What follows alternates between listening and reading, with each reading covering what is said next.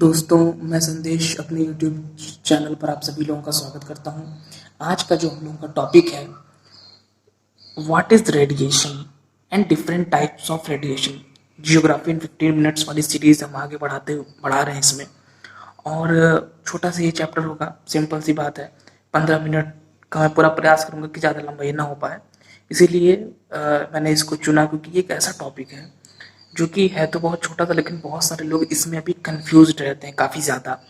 तो आज के इस अध्याय में हम लोग क्या जानेंगे कि रेडिएशन क्या होता है, सिंपल सी चीज़ है। और इसके बाद वो तो आप सभी लोग जानते होंगे, लेकिन different types of radiation, specially यहाँ हम टाइप्स की बजाय अगर हम टर्म शब्द लिखें तो वो ज़्यादा बेहतर होगा। डिफरेंट टाइप्स ऑफ रेडिएशन, या इससे अच्छा हम ये भी कह सकते हैं कि different terms of radiation. Types से ज़्यादा बेहतर है। हेडिंग बनाते समय मुझे उतना नहीं ध्यान है, लेकिन जब मैं आपको बता रहा हूँ तो मुझे समझ में आ रहा है कि इसके जगह आप डिफरेंट टर्म्स लिखेंगे तो ज़्यादा बेहतर होगा। तो टाइप्स भी ठीक है, टर्म्स भी सही है। डिफरेंट टर्म्स ऑफ रेडिएशन मतलब कि सिंपल से आपको मैं बात समझाना चाहूँगा यहाँ पे कि रेडिएशन, विकिरण के लिए हम बहुत सारे अलग अलग शब्दावलियों का प्रयोग करते हैं। ठीक है, या तो हम इसे ये कह सकते हैं, या तो अलग अलग प्रकार के रेडिएशन, तो प्रकार वाला भी ठीक है और टर्म्स भी ठीक है। रेडिएशन अब इनकमिंग जो सूर्य से आ रहा है वो अलग प्रकार का है, जो पृथ्वी से जा रहा है वो अलग प्रकार का है। तो ये प्रकार वाला भी इसमें मैटर शामिल हो जाएगा। और कहीं कहीं पर बहुत सारे टर्म्स भी यूज हुए रेडिएशन के लिए अलग अलग। तो सबसे पहले तो मैं आप आज के इस अध्याय में ये क्लियर कर दूं कि हम लोग क्या क्या देखने वाले हैं, क्या क्या हम लोग जानेंगे। What is radiation and different terms और टाइप्स ऑफ रेडिएशन। ठीक है, तो चलिए अब हम लोग अपने इस टॉपिक को शुरू करते हैं। फ्रेंड्स, सबसे पहले तो जो पहला हिस्सा है, व्हाट इज़ रेडिएशन। तो रेडिएशन तो बिल्कुल सिंपल सी चीज़ है, उसके बारे में ज़्यादा कुछ हमें नहीं बताना। आप जानते ही होंगे कि रेडिएशन का जो मीनिंग होता है, विकिरण, अगर हिंदी में कहें तो उसे हम विकिरण बोलते हैं। कोई भी जो ऑब्जेक्ट है, मान लीजिए सन को एग्जाम्पल के लिए हम लें, वो एक निश्चित तापमान पर विभिन्न प्रकार की ऊष्मा तरंगों का प्रसार करता है। ठीक है, जिसे हम विकिरण बोलते हैं। जैसे अब सन है, सन का एक टेम्परेचर होता है। अब सन आप जानते होंगे कि हाइड्रोजन का हीलियम में रूपांतरण होता है। सन के अंदर जो ऊष्मा की उत्पत्ति होती है, जो हीट जनरेट होती है, वो इसके अंदर नाभिकीय, जिसे हम नाभिकीय फ्यूजन बोलते हैं, नाभिकीय फ्यूजन, नाभिकीय संलयन की प्रक्रिया होती है, नाभिकीय फ्यूजन। उसमें क्या होता है, हाइड्रोजन का हीलियम में रूपांतरण होता है और वहीं से ऊष्मा का जनन होता है, जनरेट होती है हीट, जो कि पहुंचती है इसके बाहरी लेयर तक, फोटोस्फीयर तक। और फिर वहां से फिर फोटोन के रूप में पृथ्वी तक पहुंचती है। फोटोन के रूप में जो एनर्जी निकलती है फोटोस्फीयर से, उसे हम फोटोन बोलते हैं और इस लेयर को फोटोस्फीयर बोलते हैं। तो ये तो सिंपल सी चीजें हैं कि नाभिकीय संलयन या नाभिकीय फ्यूजन के माध्यम से ऊष्मा का जनन होता है सूर्य के अंदर, और फिर वो ऊष्मा पहुंचती है सूर्य की बाहरी लेयर तक, और फिर वो फिर पहुंचता है पृथ्वी तक। ये तो हम सभी लोग जान रहे हैं, डेली हम लोग इसका एक्सपीरियंस भी करते हैं। लेकिन इसमें ये तो हो गया आपका रेडिएशन, सिंपल सा। अगर आपको डेफिनेशन लिखनी हो रेडिएशन की तो आप लिख सकते हैं कि आप इस तरीके से लिख सकते हैं, अगर हम उसको व्यवस्थित तरीके से, मैंने तो आपको समझाने के तरीके से बता दिया, लेकिन अगर आप डेफिनेशन लिखें बिल्कुल अच्छे से तो आप इस तरीके से लिख सकते हैं कि कोई भी वस्तु निश्चित तापमान पर विभिन्न प्रकार की ऊष्मा तरंगें प्रसारित करती है, जिसे हम विकिरण कहते हैं। सिंपल सी चीज है। और इसमें अब आगे आपको समझने वाली चीजें अब आएंगी। विकिरण में क्या होता है कि कोई भी, जैसे मान लीजिए ये ऑब्जेक्ट है, आप सुनते होंगे। अब हम लोग टर्म्स वाले में आ रहे हैं धीरे धीरे। सबसे पहले तो हम लोग इन दोनों को देख लेते हैं। ये आपने बहुत जगह पढ़ा होगा, short wave solar radiation and long wave terrestrial radiation. तो ये क्या होता है, जो सन से आ रहा है, सिंपल सा है कि शॉर्ट वेव के साथ सोलर लगा हुआ है, तो इसका ये मतलब है कि जो सन से रेडिएशन आ रहा है वो शॉर्ट वेव्स के रूप में होता है, ठीक है। और लॉन्ग वेव टेरेस्ट्रियल रेडिएशन जो पृथ्वी से वापस जाता है, पृथ्वी भी रेडिएशन करती है, लेकिन पृथ्वी का जो रेडिएशन है, पृथ्वी अपने से ऊष्मा का जनन नहीं करती, हीट जनरेट नहीं करती, जो सन से ली है उसी को वो फिर वापस लौट आती है।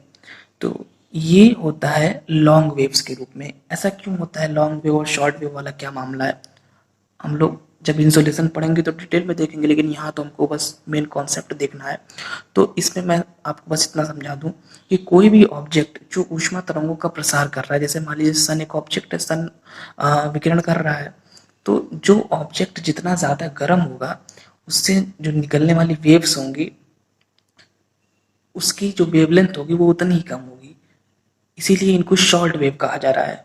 और सन की अपेक्षा यद्यपि अर्थ भी करती है रेडिएशन, जिसे हम टेरेस्ट्रियल रेडिएशन बोलते हैं, हिंदी में हम पार्थिव विकिरण बोलते हैं, लेकिन जो अर्थ का रेडिएशन है, अर्थ तो उतनी गर्म है नहीं अपेक्षाकृत, अगर इसके देखा जाए तो सन के बहुत उससे कम गर्म है, बहुत सन बहुत ज़्यादा गर्म है, कोई तुलना ही नहीं दोनों की, अगर हम हीटिंग की बात देखें तो इससे जो रेडिएशन होता है ये लॉन्ग वेव्स के रूप में होता है।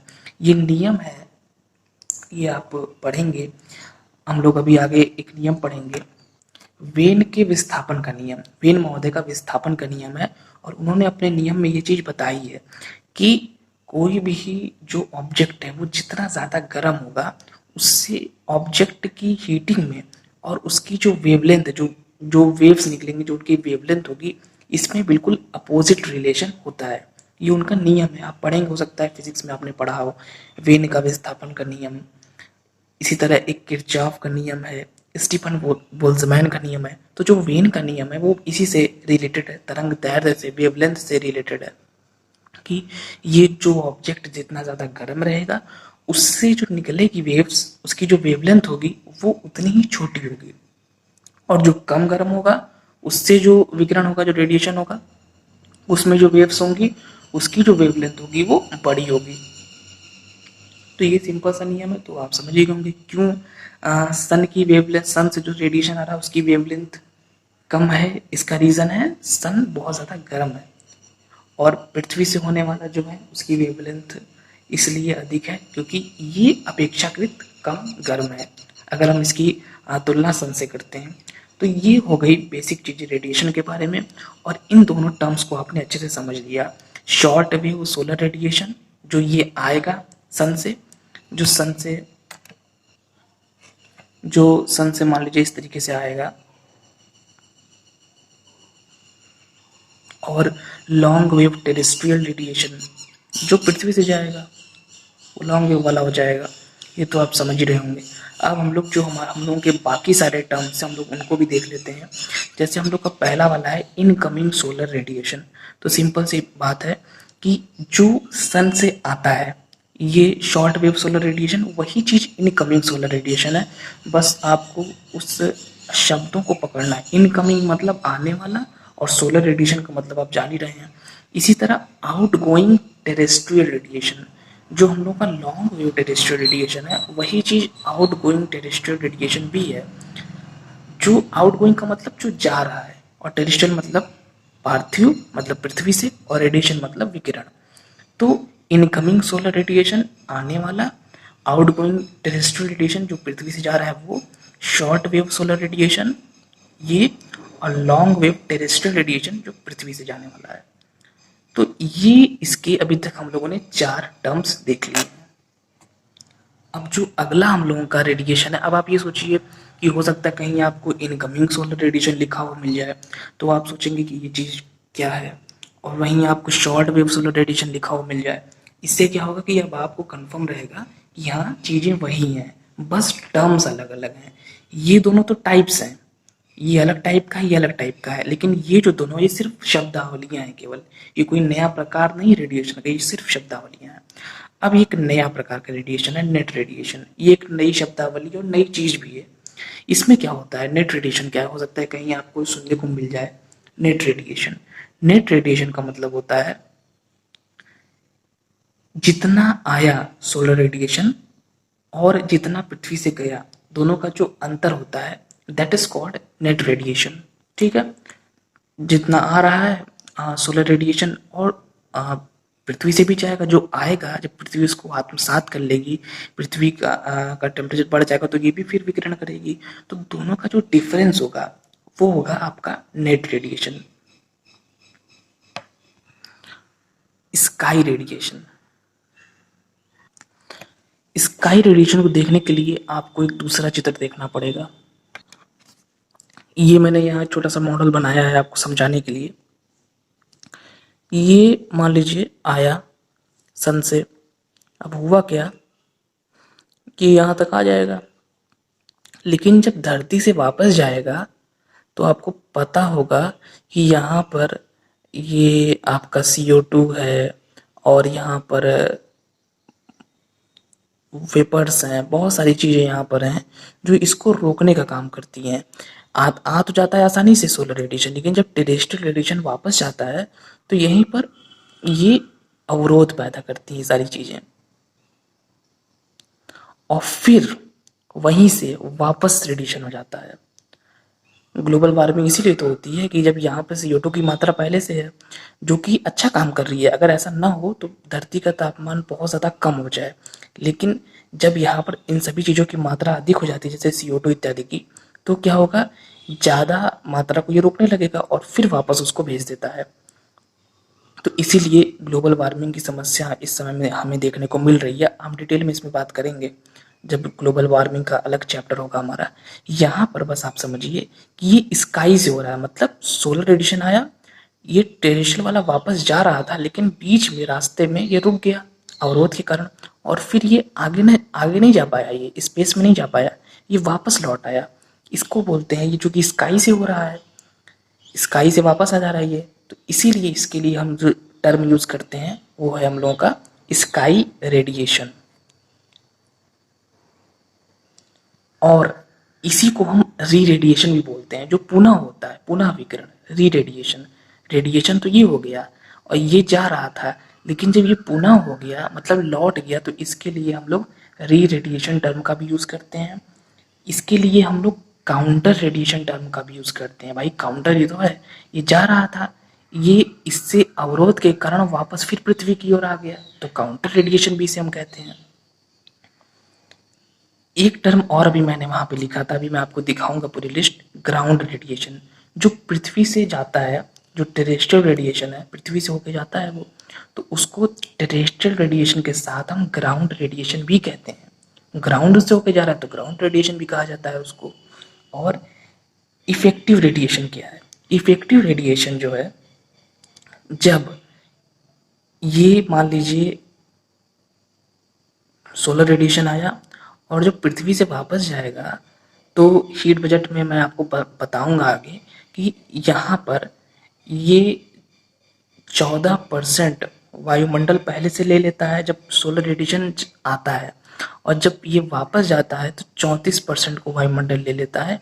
इसीलिए हम कहते हैं कि वायुमंडल का जो हीट बजट होता है वो 48% है। जो पृथ्वी से वापस जाता है, जो सोलर रेडिएशन आ रहा है, उससे हमारा एटमॉस्फेयर बहुत कम चीज़ें प्राप्त करता है, बहुत कम प्राप्त कर पाता है, ओनली 14%।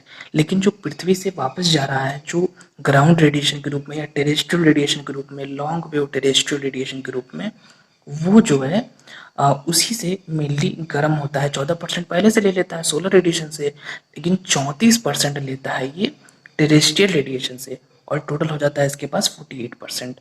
तो ये जो टेरेस्ट्रियल रेडिएशन है, यही वायुमंडल को गर्म करने का काम करता है, इसीलिए इसको हम लोग इफेक्टिव रेडिएशन या प्रभावी विकिरण भी बोलते हैं। वायुमंडल का जो निचला वाला पार्ट है, पूरा वायुमंडल तो गर्म हो नहीं पाएगा, लेकिन वायुमंडल के जो निचले भाग हैं वो इसी से गर्म होते हैं। इस जो पृथ्वी से वापस, पृथ्वी से जो पृथ्वी भेज रही है, सोलर वाला नहीं, जो पृथ्वी से जा रहा है बाद में, जो लॉन्ग वेव के रूप में जा रहा है। और होता ऐसा क्यों है, क्यों गर्म कर पाता है? इसको, क्योंकि वहाँ पर डस्ट पार्टिकल्स हैं, वाटर वेपर्स हैं, ये सारी चीज़ें हैं जो कि इसको रोकने का काम करती हैं। तो फ्रेंड्स ये रहे डिफरेंट टाइप्स के रेडिएशन के टर्म्स और different types: incoming solar radiation, outgoing terrestrial radiation, short wave solar radiation, long wave terrestrial radiation, net radiation. दोनों का डिफरेंस, जो आ रहा है और जो जा रहा है, दोनों का जो अंतर होगा वो। स्काई रेडिएशन, ये वाला मैंने आपको यहाँ बताया था, जो वापस लौट आता है। री रेडिएशन इसी को कहते हैं। काउंटर रेडिएशन भी इसी को बोलते हैं। इफेक्टिव रेडिएशन भी हम, जो भी हमने देखा कि जो यहाँ पे रुक जाता है और जो वायुमंडल के निचले भाग को गर्म करता है, और जो कौन सा होता है ये सोलर वाला नहीं होता है, ये जो पृथ्वी से जा रहा है ये वो वाला होता है। ये लॉन्ग वेव टेरेस्ट्रियल रेडिएशन होता है, जो वायुमंडल के निचले भाग को गर्म करता है। तो इसके लिए हम जो टर्म यूज करते हैं वो है इफेक्टिव रेडिएशन। तो मुझे उम्मीद है कि यहाँ पर आपने बहुत इंपॉर्टेंट टर्म्स देखे, ये 10 तरह के शब्दावली हम लोगों ने देखी। ये सभी के सभी रेडिएशन के लिए यूज होती हैं। तो ये बहुत ही इम्पोर्टेंट था। और अगर वीडियो आपको अच्छा लगा हो तो वीडियो को लाइक करें, शेयर करें एंड हमारे इस चैनल को सब्सक्राइब करें। Thank you friends.